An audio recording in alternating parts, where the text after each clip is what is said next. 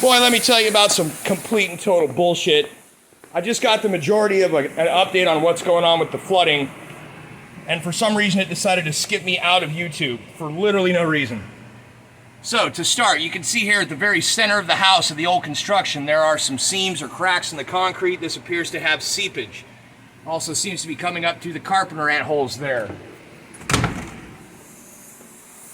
The water on the floor here is just from drippage.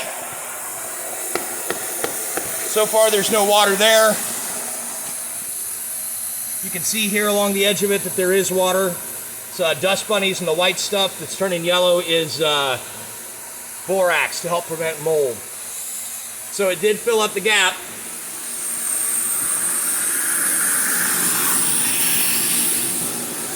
The poor kiddies don't know what to think. This right here is the point of ingress. You can kind of see some ripples on the water. And it's not coming in near as bad as it was, but it is still coming in pretty constant, about as fast as I can pump it out. Running this thing, it is water cooled, so if it runs low on the floor level, then I have to turn it off until it fills back up. Otherwise, this motor will burn out. I will be without a water pump. Remember, my truck does not run.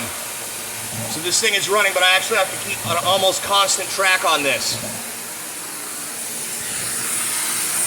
Have a dehumidifier. For some reason, water gets up into this. This is deck board.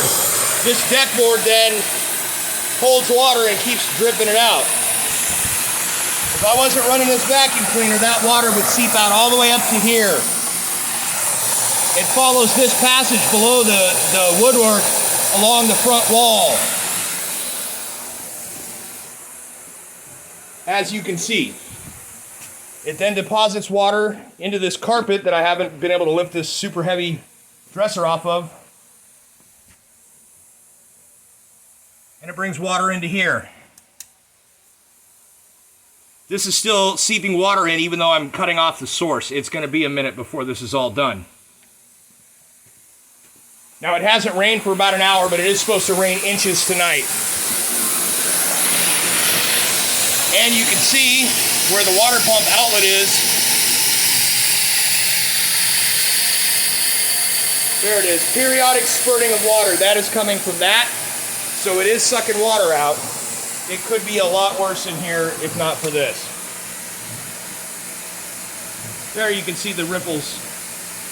The distortion in the water, a standing wave, that is literally water pressure coming from the ground.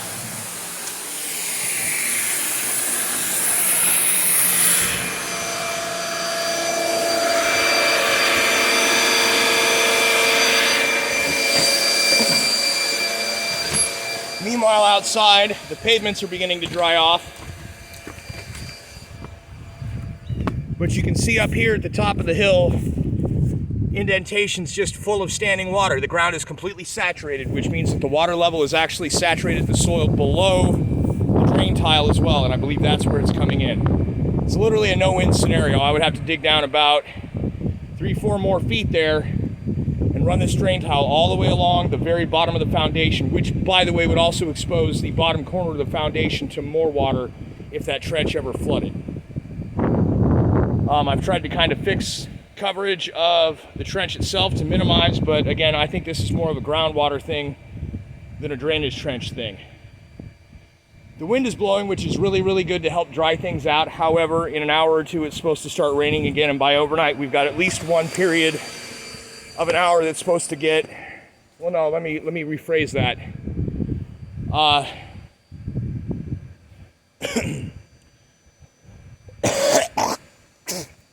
Looking at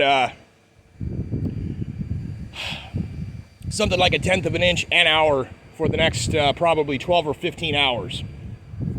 So we're looking at over an inch of rain for the evening on top of whatever today's rain is.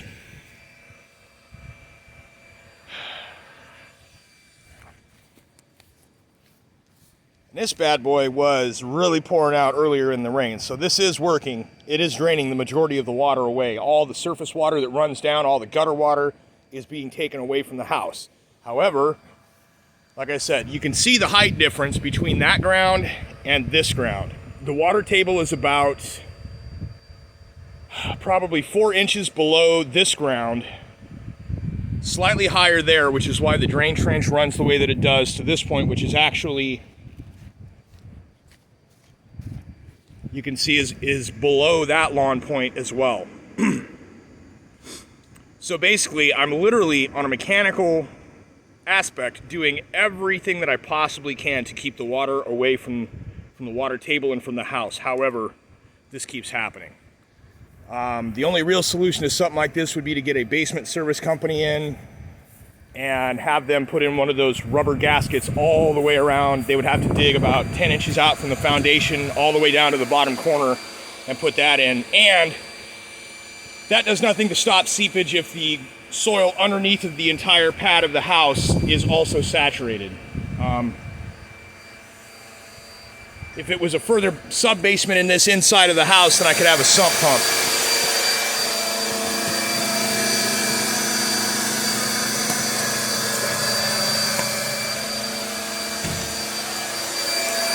So that is what it is.